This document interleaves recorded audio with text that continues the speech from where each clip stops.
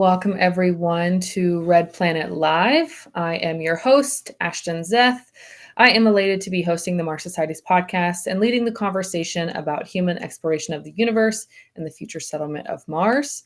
As a longtime space enthusiast, I am passionate about STEM education and making humanity an interplanetary species. So thank you everyone for joining today and supporting Red Planet Live. So with today's conversation, features a familiar face, the one, the only, the Mars Society Executive Director, James Burk. Thank you for being here. Ashton, thank you for having me. It's a pleasure. I'm excited to chat with you again. But for those that don't know, James Burk is a founding member of the Mars Society and has served as the Mars Society Executive Director for the last 3 years, overseeing all Mars Society programs and initiatives. Last year, Burk served as the commander for the Transatlantic Mars Crew 261 at the Mars Desert Research Station in southern Utah, where he is now. Perfect timing.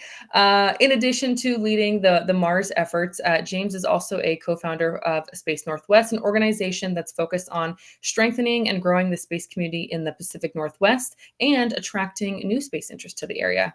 Lastly, James also leads the Mars VR virtual reality project and has led the Seattle chapter since 1998. James, welcome back. Again, excited to have you on the show. Thank you so much, Ashton. Well, let's see. Before we kick off the conversation, want to remind everybody that the Mars Society 27th Annual International Convention will take place this year from August 8th to 11th at the University of Washington in Seattle. This 4-day event will bring together leading scientists, policymakers, commercial space executives, government representatives, media, and space enthusiasts alike to discuss pressing topics related to space exploration, technology advances, and planning for the human exploration and settlement of Mars. The Mars Society will again offer both in-person and virtual attendance, so attendees from around the world can join the conference, pose questions, and interact with their fellow enthusiasts. More details can be found at www.marssociety.org. Okay, we're going to jump right into the conversation. As you know, we do a segment called Question of the Day. And I got asked this question last week while I was at a work conference. Everybody knows I love space, so they like to ask me questions. And this was one I hadn't been asked yet. So today's question is, if you were a character on the Star Trek Enterprise, what would your role be? This is very easy for me. Jim Kirk, There Captain. we go. I used to come back to work at Microsoft in my office, and someone had written on my whiteboard, Captain James T. Burke. I love it. Okay, obvious. Well, that makes total sense. I mean, you're executive director for the Mars Society. It makes sense that you would be leading the crew there as well. I've always dreamed of being a starship captain since I was a little boy, so that's the one I have to pick. Sorry. Oh, that's so fitting. I love it. I'd say if I were a character, I think I'd probably see myself as like a counselor, like Deanna Troy, an empath who like feels others' emotions, somebody that others think, they can trust and talk about some of their frustrations or things that they may be, happy or excited about, and help problem solve. I think that's where I would fit in on the Enterprise. That makes a lot of sense. There we go. Thank you. Let's see. We're going to dive right into it. As usual, we've got a whole hour to talk about some of the Mars Society initiatives and projects. And I know that you are obviously involved in leading most of those. So want to dive right in. Just a reminder to those that are listening, feel free, if you have a question, put that into the chat. I will sprinkle those throughout the conversation. So let's dive right in. I wanted to start with a topic that I know you are obviously familiar about because you are on location.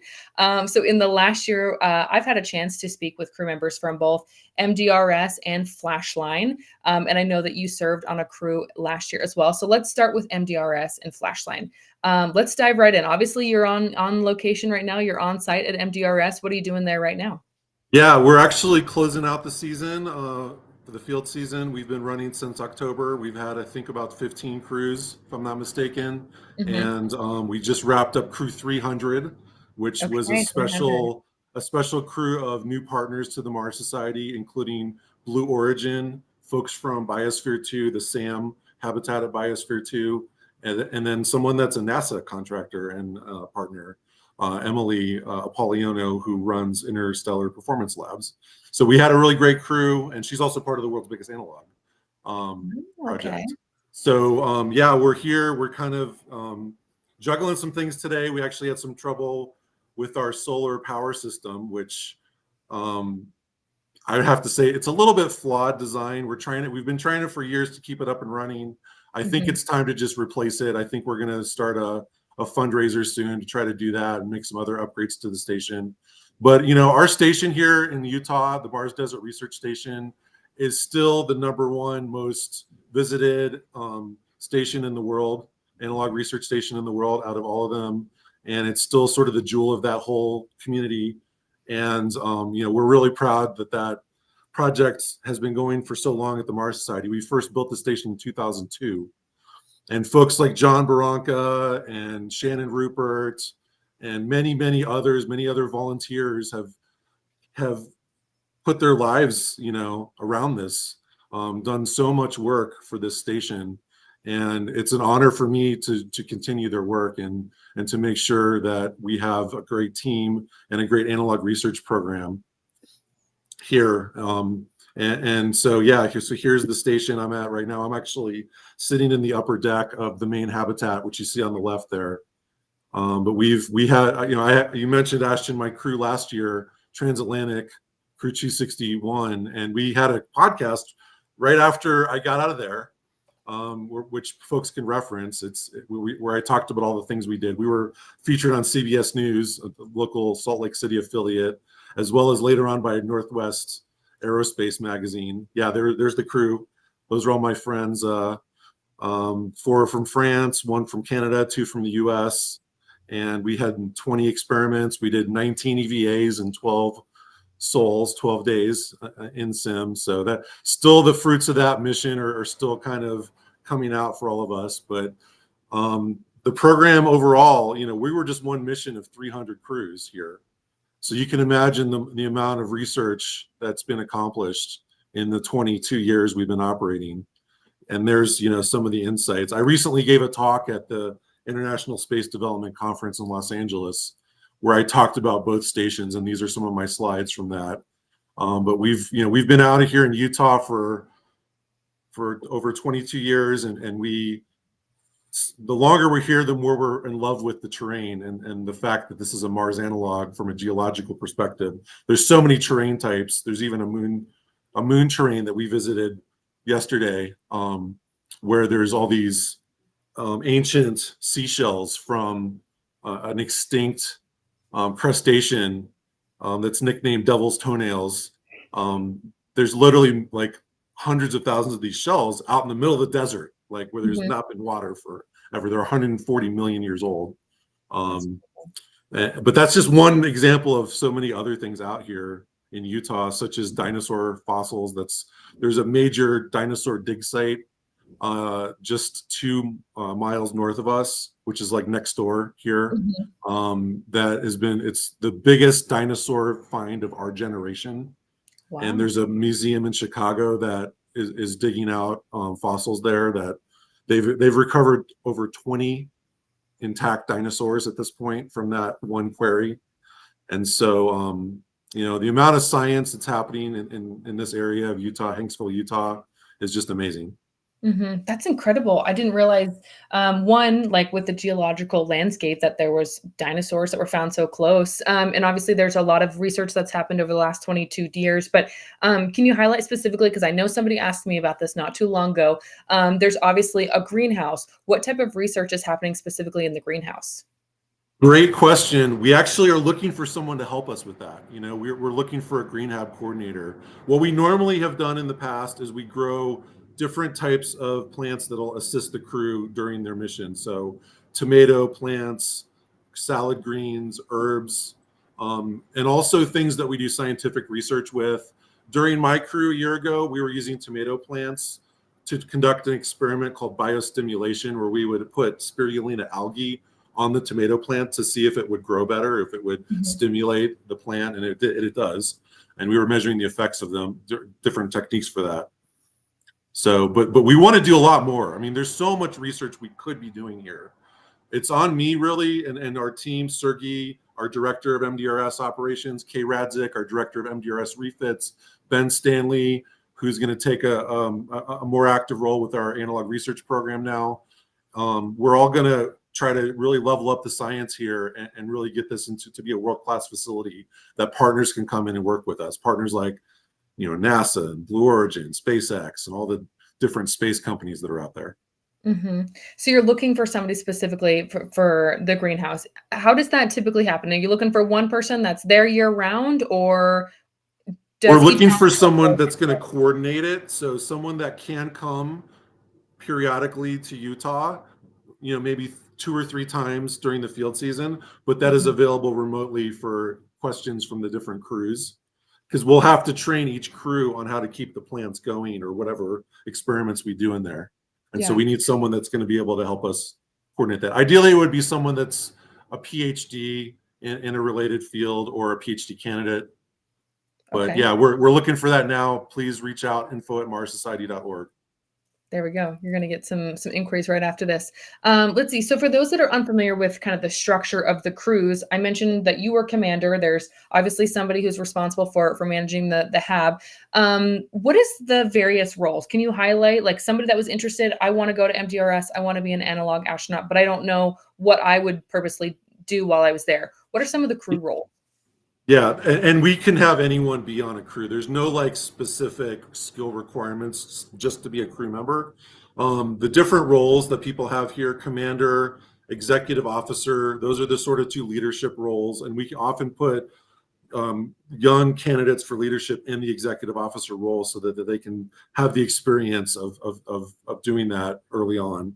There's also roles like health and safety officer, which is someone that just makes sure that everyone's okay, is drinking water, deals with any minor first aid issues. Folks that have CPR training excel in a role like that. Then you have the crew engineer and crew scientist, the crew journalist, who tells stories about how what we're doing and takes photos.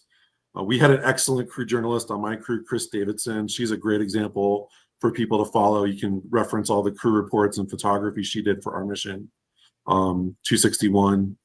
But crew engineer, you go around, fix things, you go around, troubleshoot, check all the propane tank levels and other things like that. And then scientist, you're here to do science. You're here as a PI. Maybe you're bringing your own research with you. And often that's what crews do. We're an open platform for crews to come in and do their own research, retain their own IP, and publish the results on their own. But we do want to have more papers published through us as well. We are working on setting up an analog research journal soon that we're going to talk more about. That will allow people to do that. Yeah. So is there like a minimum requirement for background or educational, qualification that you need to have to be a crew member? No, I mean, we've had university students pretty frequently. In fact, a lot of our crew members are university students. We've had even like high school age folks in some crews, but generally it's adults that are young professionals that want to have the experience of being an astronaut, of living on Mars and what that experience would be like, and working in a research station like this. And it is true, as Ronnie Dean says in the chat, that 2 of our former MDRS crew members are now astronauts. Jessica Watkins is in the NASA Astronaut Corps. She was out here in 2005 when she was a young master's student. She went on to work at JPL, became a NASA astronaut, and is on track to potentially be a moon astronaut. She may end up being the first woman on the moon. And then Cyan Proctor, who was on the Inspiration 4 mission, was a crew commander here multiple times. So yeah, those are hopefully the first 2 of many of our alumni that will be astronauts.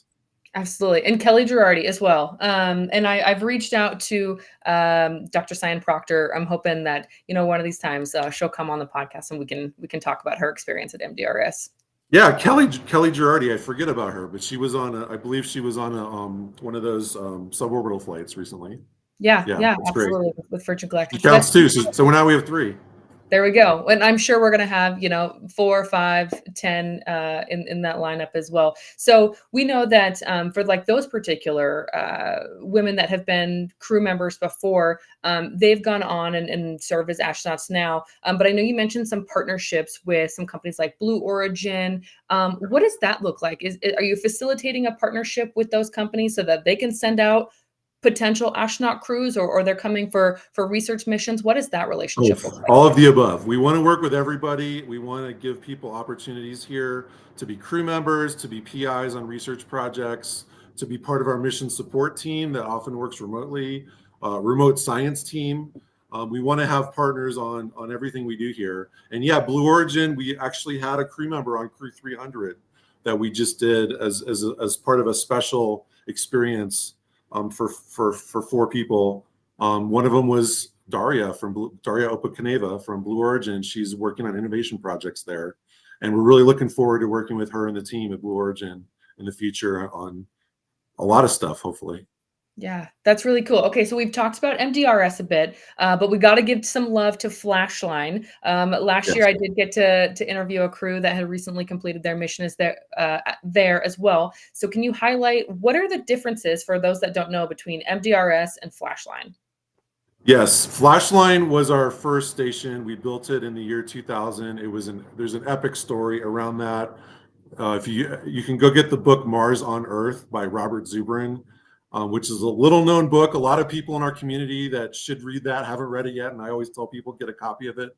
It tells the story of why we built these stations and what the first crews did on them, and very science heavy. But Flashline was built up in Devon Island, Canada in the year 2000, next door to the Houghton Mars project that NASA had been running, and next door to Houghton Crater, which is a perfectly preserved impact crater, one of the few on Earth.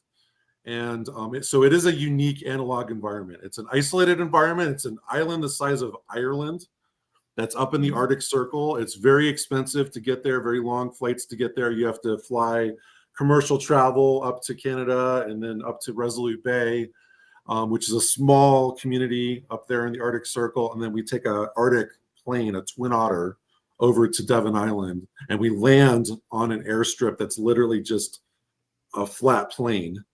And then we, haul our gear up to the station. We reactivated the station last year. Last summer was the first time we'd been out there in 7 years due to COVID and due to other factors. Yeah, there was our crew of 5 last year, Flashline Crew 15. They did a fantastic job, commanded by Andy Wheeler and XO Terry Trevino, Andy Greco, Caleb Poole, and Olivia Drayson rounded out the crew. And they were able to test out all the equipment. They gave the inside of the station a nice full cleaning and scrub down, made sure everything was up and running. And so now we're able to send crews every season, which was always been our goal. We've had the station for over 24 years now, but we've only sent 15 crews, and not even every year. So we want to get back to that cadence. There's so many opportunities for people up there to do cutting edge science and do their do biological and other geological explorations up there and do cutting edge work. So we're really happy that we have a crew going. Again, they're actually going to leave in about a week to head up there. It'll be Crew 16. And our commander this year is Ilaria Sinelli, who's a longtime Mars analog astronaut, veteran commander at MDRS, multiple stints, ran our chapters in Ireland and Italy, where she lived in both of those 2 places. And she's also very active in the analog research community, the human factors community, the space human factors research community. She was the chair of an organization for that. So she's going to be a fantastic commander for this mission. Terry's returning. Terry Trevino's returning as XO. And we have several new partners on this mission. One person from SpaceX, and then the rest of the crew. We have an announcement out on the website. You guys can check it out and get all their backgrounds. Excellent. Okay, yeah, www.marssociety.org. Check it out. I'll be excited to hear about some updates from that crew as well. Well, on that last graphic, we saw Flashline, we saw MDRS, and there was one more. Can you tell us about what Yes. that third location is? It's that last one's not one, it's actually two, and really there's more stations being developed than these two. So our Australian chapter for a long time has talked about building the station, and you see the rendering there.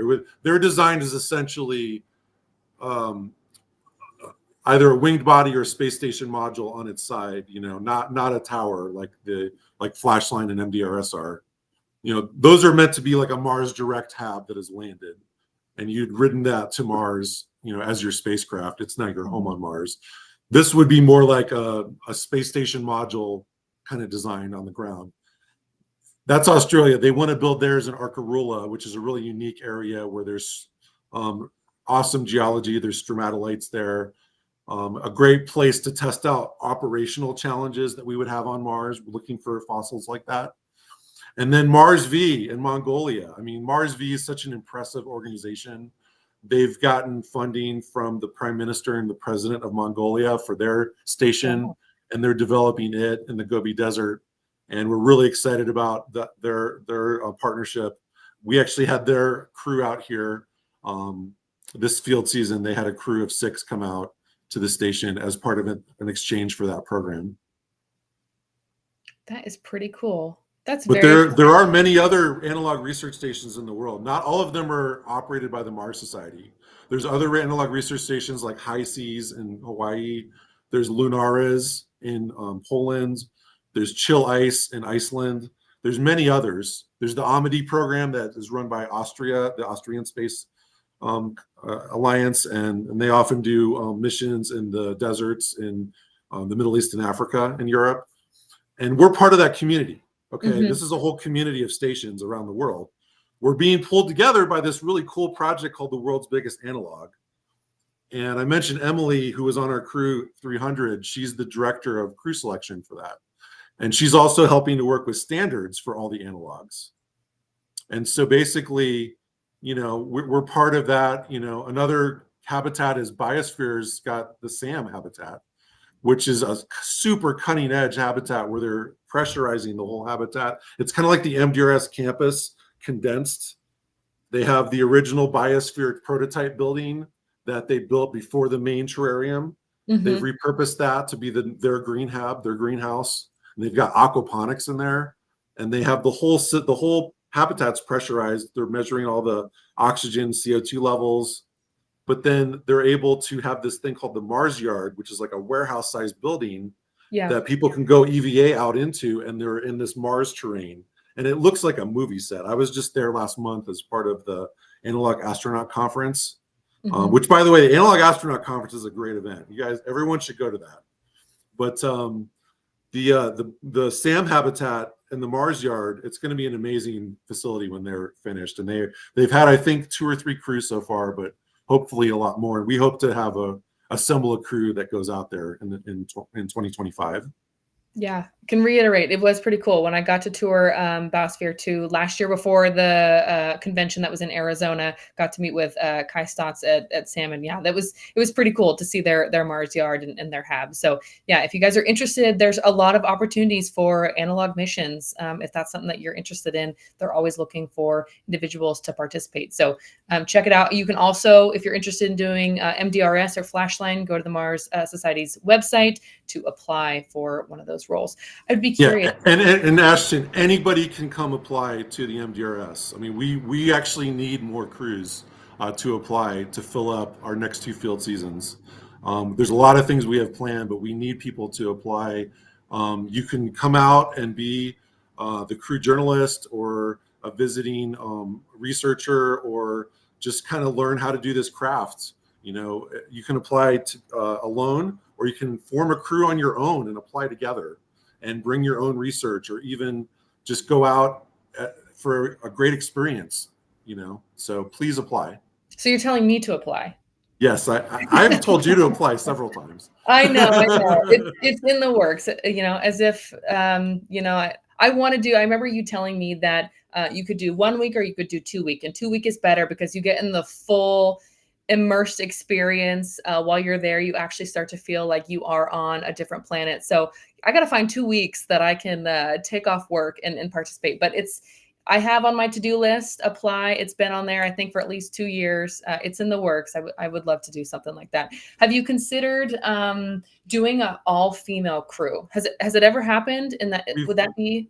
we've had several. I You've had mean, okay, okay. and let me talk about, like, we've done human factors research now for several years, and we've analyzed how people do out here. Hmm. One researcher of note on this is Inga Papavite. She got her PhD at University of Iowa on this, and she had really awesome insights about how different gender roles do out here. And one of her big insights was women do better at analog missions because they, in general, communicate more. In general, they work together better. I mean, obviously, there's examples of different genders doing things differently, but Of in course. general, women, men take action more, and women kind of think things through more. And you kind of need more. You need to kind of slow down a little bit when you're out in space and think things through when there's a problem. Right. Analyze, be methodical about how you tackle situations. Well, I see we have a question here from William. It's curious about how MDRS uses lessons learned to inspire SpaceX and NASA planning. So we are early with some of the partnerships with NASA and SpaceX in this era. I mean, we've had people from NASA out as crew members in the past. We've had small grants with NASA through Spaceward Bound. But what we'd like to do is actually work with the astronaut office at NASA and work directly with folks that work on the NASA analogs, like Hera and Chapea. And Hmm. so we actually have been recently contacted by them to exchange information. They asked for information on our crew summaries and different crew report research tools that we have. And so we've provided that to them. But we really want to have more discussions with NASA and form some really tight partnerships. Same with SpaceX. We were recently contacted by them about potentially using the station, and we're still having those discussions. And it's exciting because just being contacted by like NASA or Blue Origin or SpaceX about partnerships, any one of those would have been a big deal. But we're talking to all three of them and others too, and so it's just a fantastic time for what we're doing. That's incredible. I love to see the collaboration. I mean, we all have a very similar goal, which is to explore the universe to get humans to Mars. So it's cool to see the collaboration between the different companies, the agencies. I'm excited to hear more about that as those partnerships come into fruition. Is there any advice that you would give to somebody that is considering going on an analog mission? Um, do your homework before you get out here. Make sure that you understand what you're getting into. It's Fair. a lot of fun, but there is a little bit of a learning curve to what we do, and we are in a harsh environment. We're in the Utah desert. You have to drink a lot of water. You have to kind of watch how you're feeling. People get lightheaded and nauseous and dizzy and things like that out in the desert. It's not even sometimes not just the first day. Sometimes it takes a couple of days to acclimate your body to it, and you might have symptoms on day 3. Mhm. And so do your homework, but this is something that we want to provide an opportunities for lots of people. We want to provide opportunities for everybody to do this, to learn how to work in space, essentially, to learn how to be an astronaut and what it's like. And when you're on a mission, when you're in sim, I can tell you from my personal experience multiple times, you forget that it's a simulation. You feel like you're on Mars. And I remember my last year around this time when we were talking about Yeah. the mission I had just finished. We were doing so well, we could have kept going. Like we could have lived very comfortably on Mars, the way our crew was operating. And that, for me, that just shows all the stuff we're doing here is right. Like Hmm. we are preparing for Mars, and we're going to get there, and we're going to be ready when we get there. Yeah. I love that. I love that, how passionate you are about the mission and the purpose and why we're doing this and preparing for when, humans get to Mars. That's going to be incredible that we've done this research. We've done these simulations so that when we get there, we know what we're doing. We have a question here. ACS, does the Mars Society have plans for a 2-year plus Mars mission? So like long duration simulations. Yeah, that's a good question. We don't currently have a plan for a mission like that. That's a game changer. Like that's 2 years of using one of our stations, that would have a huge opportunity cost for us. We've in the past talked about doing a year-long mission up at Flashline in the Arctic. And I think that is something we could do in the next couple years if we had funding for it and willing crew members. They'd essentially be wintering over in the Arctic. That would be quite an adventure for them. But that would be a tremendous opportunity, I think, if we were able to pull a mission like that off. I don't think we're ready to announce something like that we're going to do that yet, but I think you may see us do that soon. Now, there are other ways to do long duration missions. We had a mission called Mars 160 a couple years ago, or back in 2017, not more than a couple now, where we had a crew stay 80 days at MDRS, and they were going to stay 80 days at Flashline. They ended up staying a month. But we have a bunch of research from that mission that we still need to publish that we're going to work on publishing, hopefully by the end of the year. And some of the insights of that mission, we're really, I think we need to get out there. Long duration is where you can really double down and do more science and do observations over a longer period of time than you can do on a 2-week mission. So I think we do need to do more of that, but we also want to balance that with giving opportunities for people too, and having lots of crews. Right. So. Yeah. There's a lot of people that want to go on those missions. Well, I love the questions that you guys are giving right now. Gamma asks, how do you simulate muscle atrophy at the HAB? We don't really simulate that. So that would be something where you're talking about like 0G, your bones get more brittle, kind of osteoporosis type symptoms in 0G. I think artificial gravity research is an extremely under-researched field in space. We're going to have artificial gravity on Mars, or not artificial gravity, we have natural gravity on Mars, but it's less than Earth. The effects of the human body on Mars and moon gravity is something that's very hard to research because you need to have some artificial gravity way to do that on Earth, or you need to have a way to do that in Earth orbit, that doesn't exist yet, like a rotating space station, for example, and there's companies working on that. So that's a very ripe field for people. If you're a young medical researcher for space, look at artificial gravity research and the effects of Moon and Mars gravity on the human body. That's an area that not enough people are working in. I see somebody else is still thinking about the plants. That's where my mind is at. Do the teams take over the plant growth from the previous teams? They do.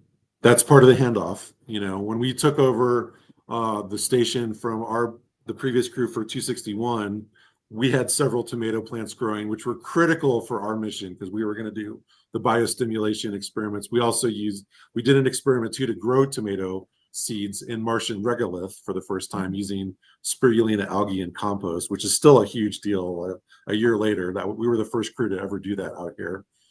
But that is a feature of being on a crew member here. So one of the crew roles we were talking earlier is greenhouse officer, the person that's going to keep the plants in check. All right. Well, sounds like we got somebody that's interested. So I hope whoever posed that question that you apply to go on an analog mission. Anything else that you wanted to add? Any updates? Any exciting news? Anything else with MDRS or Flashline? Well, we've gotten this little MTI QR code up in the corner here the whole time. Let's talk about how that's going. I mean, I get a lot of questions about. We started the Mars Technology Institute. We announced it last year on your podcast with Alan Boyle and Robert Zubrin. We raised $150,000 through our crowdfunding campaign as of February this year. Yep, that's our patch. I've been giving those out to lots of partners. So the way things are going, we have 2 projects currently. We have a biotech project that's being run out of Florida at Stephen Benner's lab. Stephen Benner, you may remember from our conferences, world-renowned microbiologist, has invented DNA and RNA in his lab. He and Robert are working on a project which they'll talk about more soon, and we're going to get the community involved as well. But we're essentially trying to make protein out of methanol. So we're using a yeast to react with the methanol. So it's like a chemical way to create food at scale almost. And we would feed the protein to like fish or livestock on Mars, and the humans would eat the livestock or fish. That's our current thinking. They may have more. It's been about a month since I talked to them about that. But we are going to announce a way for the community to help out with that project soon, where they can actually try to do things in their own labs and contribute data to that project. And then the AI project, we're running out of Seattle. I have a former Microsoft colleague, Charles Finkelstein, that's working with me on that, as well as a couple other folks. Jeff Rayner, our VR partner on Mars VR, is also involved. And so for that, we're gonna announce it a little bit more later, but we're working on a system to help you do space research. An AI system that helps you do space research, has multiple avatars, sort of like experts, consultants that can help you. And we'll have a way for the community to help out with that as well. And we're also actively looking for investors. That's actually, part of the MTI, as I've talked about before, on other podcasts, other places. We're trying to form a research lab that's going to take breakthroughs and scientific and technological advances that are going to help us settle Mars, but that actually have commercial applications right now. So we can actually get research and investment funding for those projects today to help people on Earth that later on are also going to help us settle Mars. So things like AI and robotics, biotech, energy, nuclear and fusion and systems like that.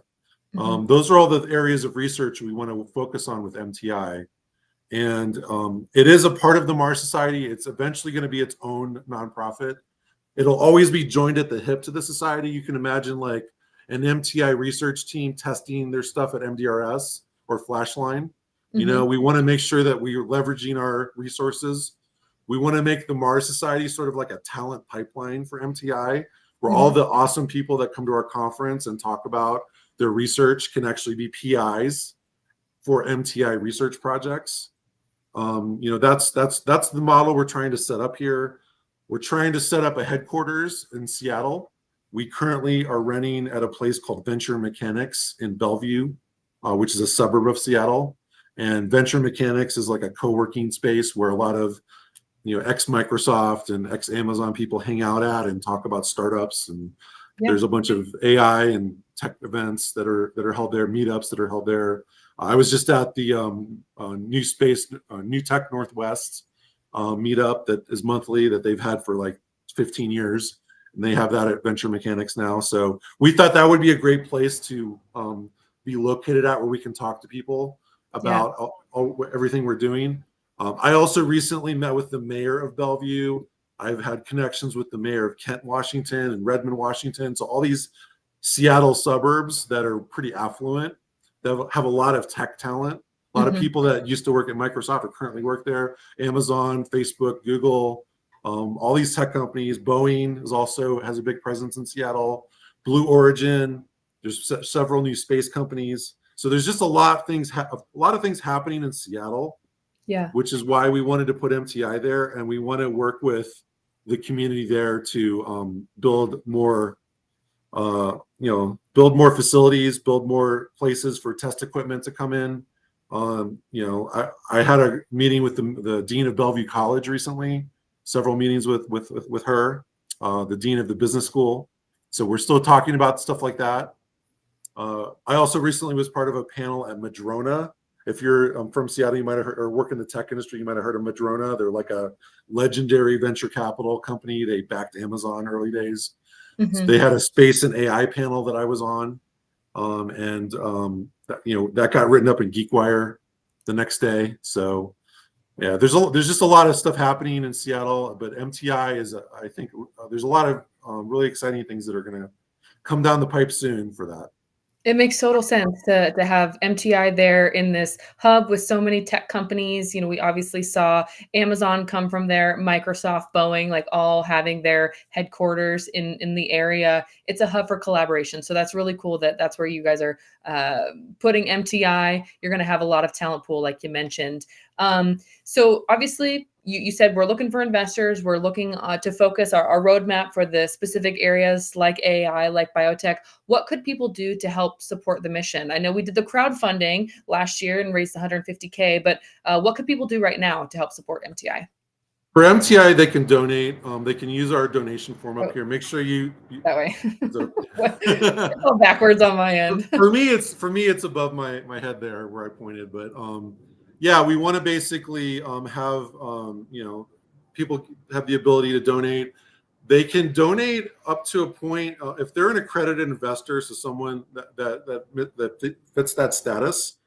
If they donate $5,000 or more, we have this promise that was part of our crowdfunding campaign that we will still um, adhere to, which is that if someone donates $5,000 or more to the Mars Society as part of MTI, when we have a Series A round on one of these companies that we're going to spawn out of MTI, they will be able to invest in that company, and they will, if they want to purchase $50,000 worth of stock, they can do that for 45 if they give 5,000. So essentially, they can get the money back that they donate when they go invest. They can get the value of the stock at that time when they invest. So we put that together when we were doing the crowdfunding campaign, and there is a caveat that we don't know if we're going to have Series A.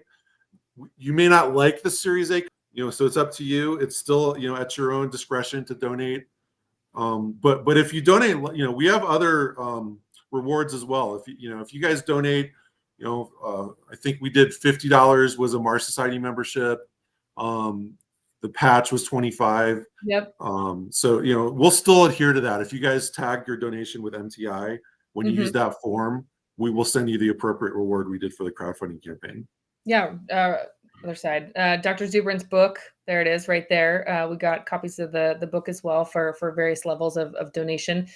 So I know that there are people out there listening that still want to get involved, still want to help contribute to MTI. So the best way to do that: scan that QR code, donate to MTI, and see those cool patches come in. I got to get mine added to my jacket. Can we expect at the conference that there might be any MTI updates, announcements, any cool, exciting news coming out at the conference about MTI? Yes, we will definitely be having announcements about MTI. We will be having presentations about the two projects.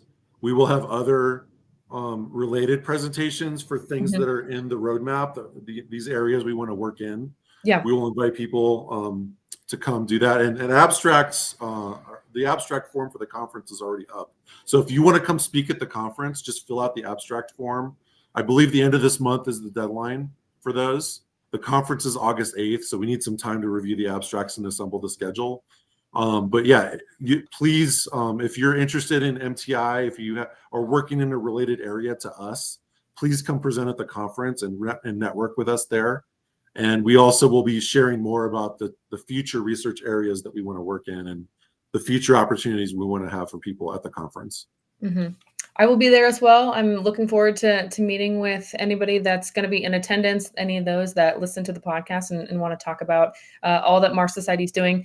But speaking of the conference, we know that it's coming up. What can attendees and audiences expect at this year's convention? Obviously, we already alluded to that there might be some MTI announcements. Any notable speakers or anything that you can allude to that we can expect? We have a great lineup of speakers. Let's start with the NASA panel. We have all the people that work on Mars policy for NASA. The Mars, right now it's Mars sample return. I almost said humans to Mars. They don't have an active humans to Mars program yet. But the Mars sample return program, which recently, had a bunch of news. There was a big request for proposals that came out. Several large aerospace companies responded, which was awesome to see, and they were a lot of them were awarded planning funds for that. So Tiffany Morgan, who is the deputy director of the Mars Exploration Program out of NASA headquarters, is returning as part of this panel, as well as some of the other folks that work on policy for MSR. So these are the folks you'd want to talk to if you're a Mars. If you want to see humans, go to Mars, and you want to see NASA explore Mars, these are the people that we need to influence. They're the decision makers right now. So we have them. We also have Alan Stern, who was the PI of the New Horizons mission that went to Pluto, and he's going to have some really cool stuff to say. Who else do we have? Pete Worden, Breakthrough Initiatives. they're trying to figure out how we can go to another star someday, Hmm. among other things. And then who else? We have so many. We always have what people can expect is a who's who of who's working on Mars. All the people that are working on getting us to Mars, that are thinking about the various disciplines and topics that are going to help us do that, that are going to help us settle Mars, things like bioregenerative life support, new technologies, new mission concepts, utilization of Starship. We're not ready. When Starship is operational in a couple of years, we are not ready to fill that thing up with cargo. Hmm. People need to get going on building all the planetary surface operations hardware that we're going to be needing on the moon and Mars. And so, there's a lot of businesses that are going to be started to do that in the next 5 years. And Hmm. so, we want to help foster that economy with not only our conference, but MTI and our stations, Yep. that the community, it's coming in hot. Like, we're going to be able to get to Mars pretty quickly here before a lot of people realize it. Hmm. I have to tell you a quick story. So I'm currently reading the Elon Musk biography written by Walter Isaacson, and there's a specific chapter in there. And I was listening to it as I was driving and on an audiobook, and it mentioned in the book that he was researching Mars and stumbled like on a Google search essentially to the Mars Society, and he was really interested. He bought the ticket to the banquet dinner. He donated $5,000. He went to the dinner and he sat next to Dr. Robert Zubrin and James Cameron for that evening. And it just, for me, like it resonated. It emphasized that like this is why I want to be involved with the Mars Society, because we know, like you said, the people that are coming to the convention are going to be responsible. We're collaborating. The work that we are doing now is going to help get humans to Mars. So there's collaborations, there's partnerships, there's work and research that's being done within the Mars Society that is contributing to, like you said, Starship, to the various organizations within NASA. We've got Blue Origin, all of those companies, all those agencies. Mars Society is connected with, and this is where you want to be if you're interested in Mars. The chief engineer of Starship is Paul Wooster, who used to be the head of our MIT chapter when he was a young, undergrad. And there's so many other people that are part of SpaceX that came out of us. But also, like, yeah, we're a community. To me, the Mars Society is not just our nonprofit. To me, the Hmm. Mars Society is everybody in the world that's working on Mars that someday is going to help us live on Mars. Yeah. We are the Martians, and we're trying to just get there. And so, yeah, the story you told, I heard the opposite side. I heard Robert's Yeah, telling there's that story a where account of it. this weird guy named Elon Musk donated double of what they were asking for at this event. So they seated him next to Robert, and Elon had this great idea of, I want to put a greenhouse on Mars and have this money shot of green plants on a red Mars background. Hmm. And he tried to buy an ICBM from Russia, and they laughed Yep. at him. So he started SpaceX.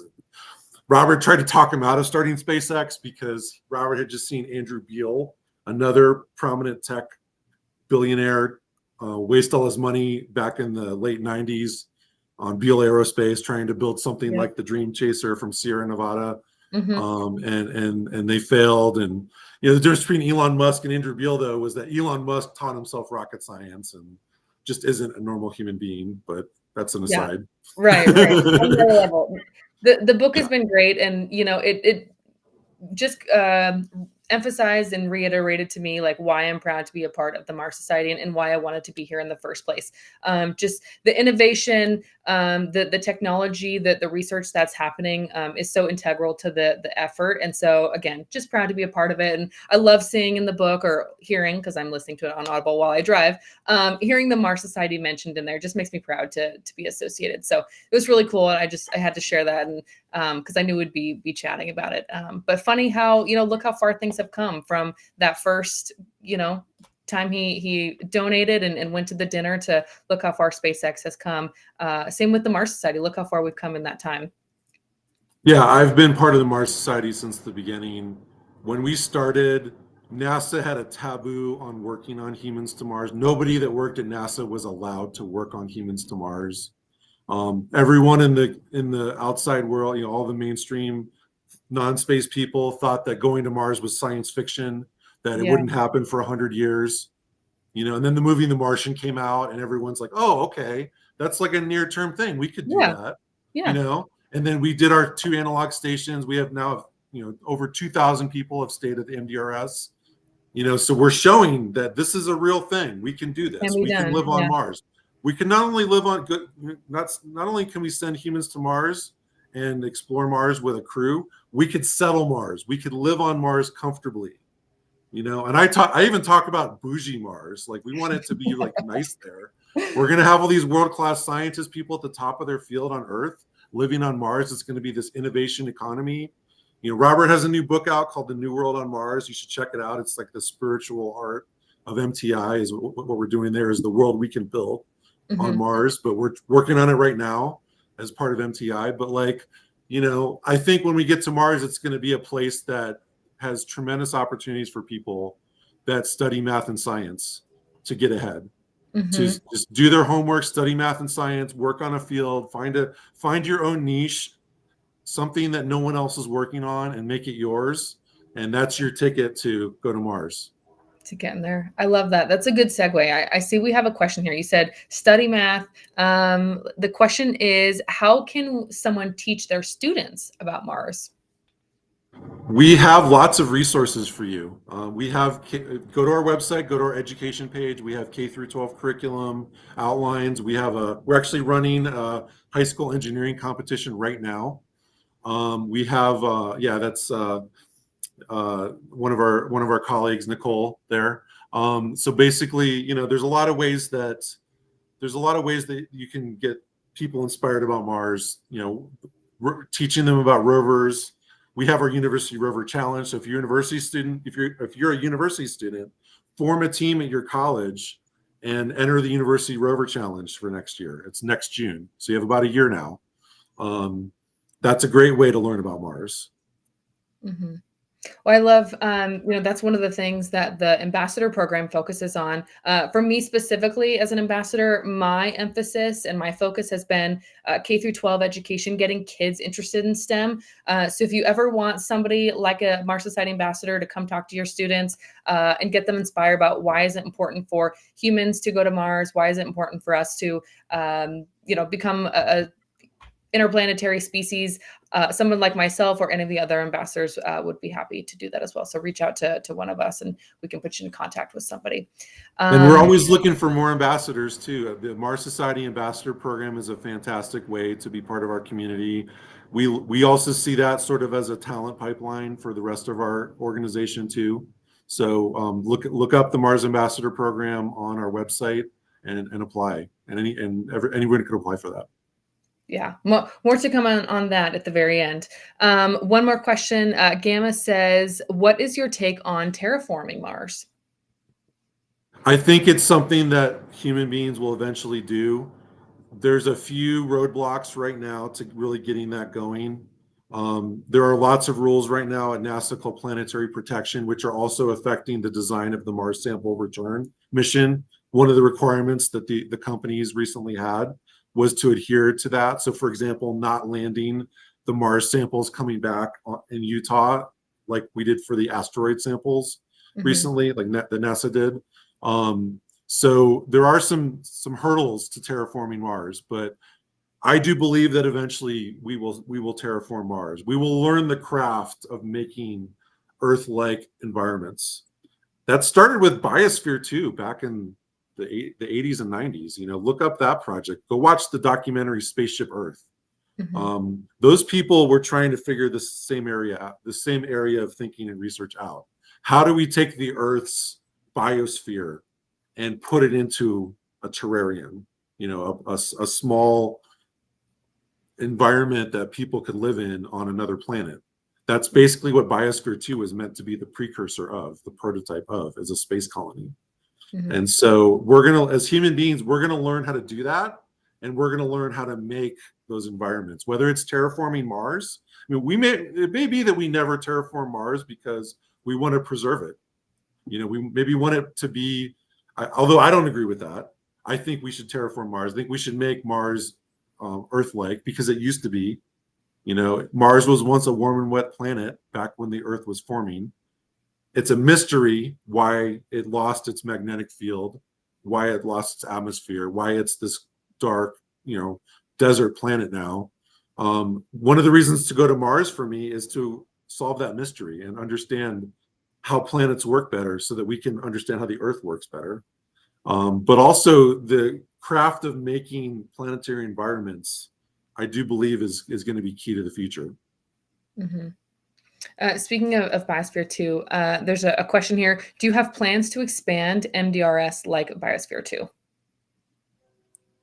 Well, there's a lot in that question. So what they're doing out at Biosphere 2, specifically at the SAM habitat, which is different than the main big Biosphere 2 building. That's now a research center for University of Arizona. It's open for tourists. Definitely go check it out if you're ever down in Tucson, Arizona. Yeah, check it about out. 20 minutes away.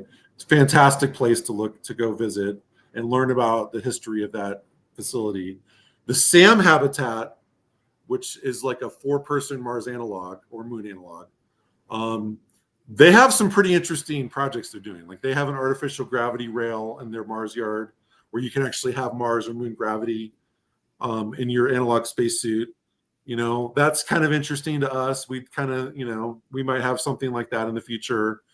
Some of the other things they're doing too, like monitoring the habitat with this system called CIMOC that the director Kai Statz originally worked on with National Geographic. That is something we actually are partnering with them on, trying to wire up MDRS for, and they're building some sensors for us to do that.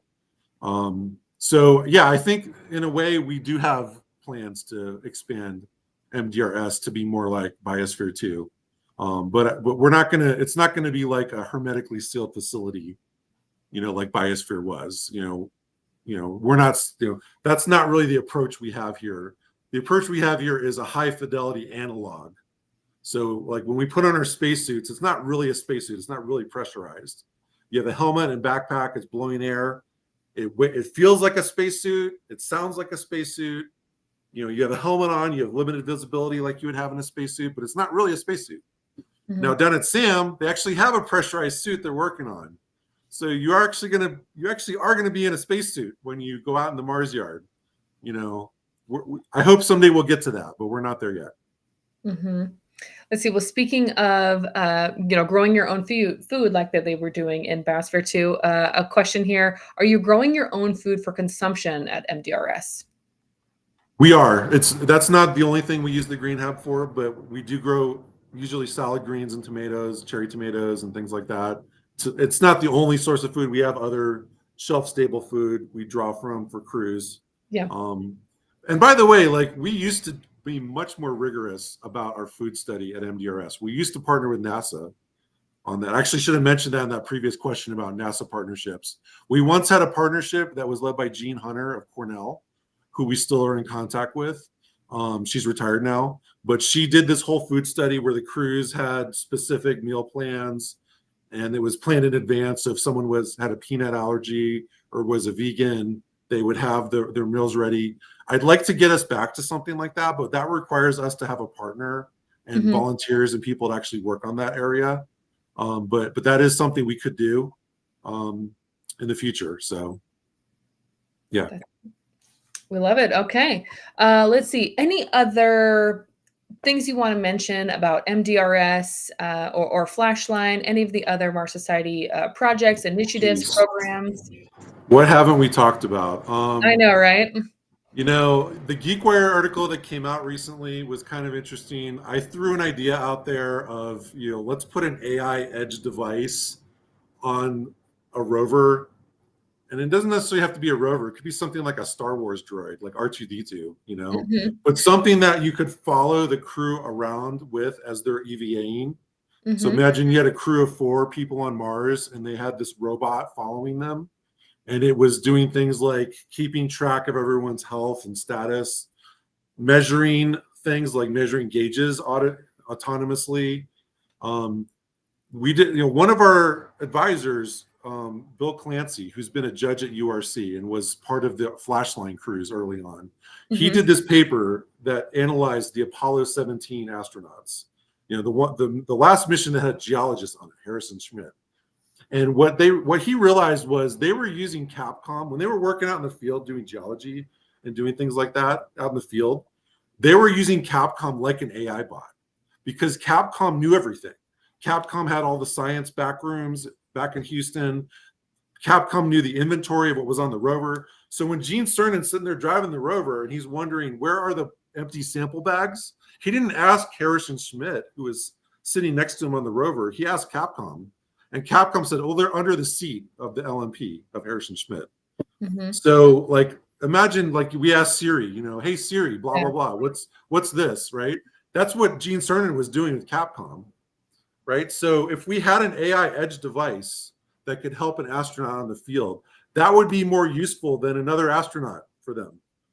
And so, I talked about that at this AI in space panel, and Alan Boyle wrote it up in the article. Check it out. He kind of had an interesting take on it. He mentioned HAL and stuff like that, but we don't want the robot to go haywire. And I don't believe, me personally, I have a tech background. A lot of times people ask me, what about AI?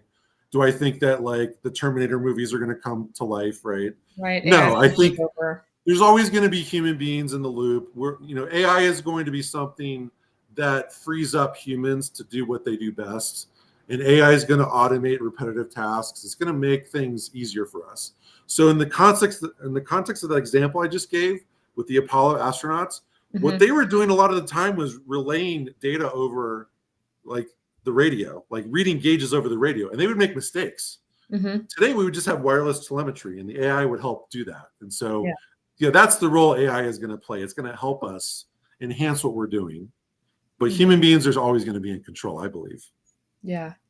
I love where we're going with this. And I know that you're going to talk more about this when we get to the convention specifically about AI. So thank you so much, James, for your time today. I know, again, you're on site at MDRS. So thanks for taking an hour to chat with me. I'm a lucky guy. I'm lucky. I have my dream job, but I also want to give opportunities like this to other people. That's what I'm all about is getting more young people engaged in our movement and giving people that work hard opportunities to excel. And so that's what I'm going to keep doing. I love that. And everybody that has, been involved with the Mars Society and yourself and gotten those opportunities is grateful and happy to be working with you as well. Before we wrap up today's conversation, I have just a couple announcements to share. One is that thanks to the support from viewers like you, we are increasing our episode frequency to 2 podcast episodes per month. So that's the first Tuesday and the third Tuesday of each month at 5 p.m. Pacific time. So excited about that.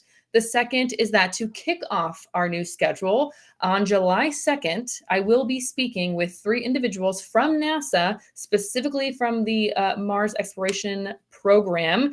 We have Najoud Moransi, the Deputy Associate Administrator for Strategy and Architecture Office.